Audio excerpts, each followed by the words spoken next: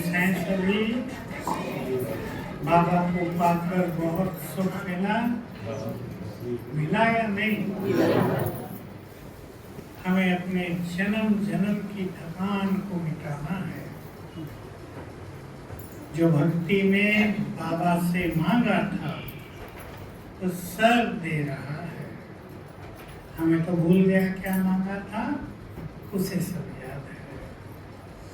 तो संगम युग के समय को बहुत महत्व देंगे। ढीले ढाले रूप से ये समय न बीते, ठीक है? ढीले रूप से नहीं, बाबा से सब कुछ प्राप्त करते हुए। बाबा ने कभी बहुत अच्छी बात कही, एक ही बार आई है ऐसी बातें मुरलियों में। मैं तुम्हें अपना सब कुछ देकर खाली होकर वतन में जाकर विश्राम करता हूँ।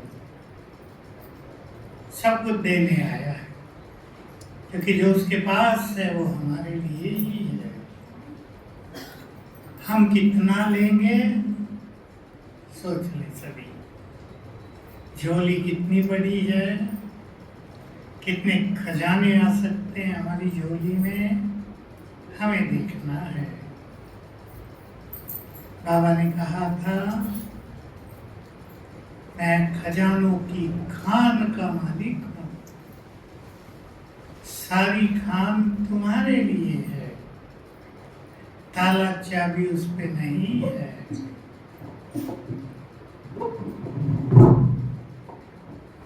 किसी को खान पर भेजा जाए, हीरो की खान, कोई कहेंगे एक मुट्ठी भर लो काफी है जिंदगी के लिए, कोई बैग भर लेंगे घर भी बन जाएगा, कोई बोरियां भर लेंगे, कोई ट्रक ले आएगा उसको भर देंगे, और कोई मालिक बन जाएंगे। सारी खान ही हमारी, बनेंगे मालिक, बनेंगे। बड़ी बात है, तो छोटी नहीं। खजाने कौन से हैं? पहला ज्ञान का। ज्ञान छोटी चीज नहीं है। जिसने ज्ञान को ढूंढा नहीं उनको छोटा सा लगता है। छोटी छोटी बातें बाबा ने बता दी, तुम आत्मा हो। ये तो पहले भी लोग कहते थे, आत्मा का ज्ञान नहीं था, पर कहते जरूर थे, मृत्यु हो गई आत्मा निकल गई। लेकिन हमें बाबा बनाते हैं आत्माभिमानी। तो सब खजाने प्राप्त करने का तरीका है, खजाने भरेंगे बुद्धि में, बुद्धि को खाली करना, तब तो कोई नई चीज भरेगी ना। अगर पहली भरी हो, कुछ जगह नहीं बची। दूसरा, मन को शांत करना, बुद्धि को व्यर्थ से खाली, मन को शांत। बाबा के बने एक चीज बहुत पक्की करते सभी, कई योगी हो गई होगी, जो पास्ट हो गया, जो अब तक बीत गया, याद करेंगे, बोलेंगे। और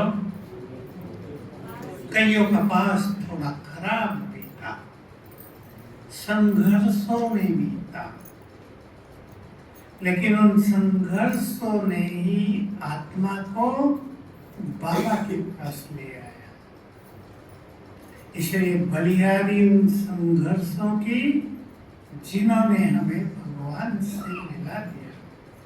लेकिन पास्ट में जो कुछ हो गया, उसका जो इफेक्ट दिमाग पे रहता है, इफेक्ट होता है, उसको हटाना है। कैसे इफेक्ट होता है?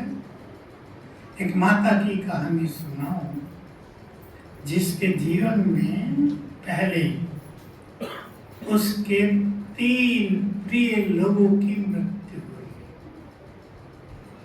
3 उसका शौक, जिसको सहज भाषा में सदमा कहते हैं, उसका सदमा उसको बैठ गया। ज्ञान में आकर भी उसे खुशी नहीं रहती। हटाना है उस चीज को। ज्ञान मिला माना नया जीवन। जैसे नए जीवन में पुराने जीवन का सब कुछ भूल जाता है, उसको याद करने से कोई फायदा नहीं। ऐसी ऐसी माताएं मेरे पास आती हैं, कभी भी 2 आई, छोटी आयु, कहा बचपन में ही, इस बच्चे के बचपन में एक लड़का शुरू में ही शादी होते ही 2 साल के बाद ही पति चला गया। लेकिन उसने घर को और परिवार को इतना अच्छा संभाला और बड़ा हो गया। तो आत्मा में बल रहा। 2 आई ऐसी माताएं, एक के 2 बच्चे, बड़ी एक छोटी लड़की, एक बड़ा लड़का छोटी लड़की, बड़े 2। कहा पति इनको जन्म देते ही चला गया। मैंने कुछ नहीं सोचा, अब मुझे इनकी पालना करनी है, घर संभालना है। ये बहादुरी की बात है, नहीं तो टूट जाते हैं लोग। बाबा से मिली, ज्ञान मिला, सब दुख भूल गए कि जो कुछ हुआ वो तो पास्ट के कर्मों का फल था, पूरा हो गया। अब उस आत्मा ने कहीं और जगह अच्छा जन्म ले लिया। मन को शांत रखना, पास्ट के इफेक्ट को भुला देना बहुत जरूरी है। भूल गया होगा बहुतों से, कईयों का अच्छा जीवन चलता है, कईयों का थोड़ा कष्टों से भरा हुआ चलता है, असफलताएं मिलती है, अपमान जीवन में बहुत हो जाता है, निराशा भरा जीवन बहुत बीता है, सफलता के लिए काफी संघर्ष करने पड़े, पैसे की भी कमी रही। पैसे होते तो हम ये कर लेते, लेकिन अब सबको बुला दें। अब याद रखेंगे हमारी सुनहरी दिन आ गए। अब कड़वे दिनों को याद नहीं करना है। पसंद है? माताओं को ज्यादा कह रहा हूं। क्यों? माताएं ज्यादा याद रखती है। इसलिए सभी को, वैसे तो परमात्म शक्ति को ज्यादा इमोशनल नहीं रहना। इमोशनल समझते हैं इसका मतलब है बहुत भावुकता। बहुत भावुकता से कभी कभी मन कमजोर हो जाता है।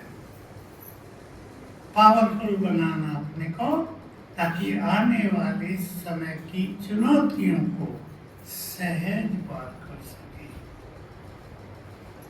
सभी इस पे ध्यान दें। पावरफुल बनने के कई तरीके हैं।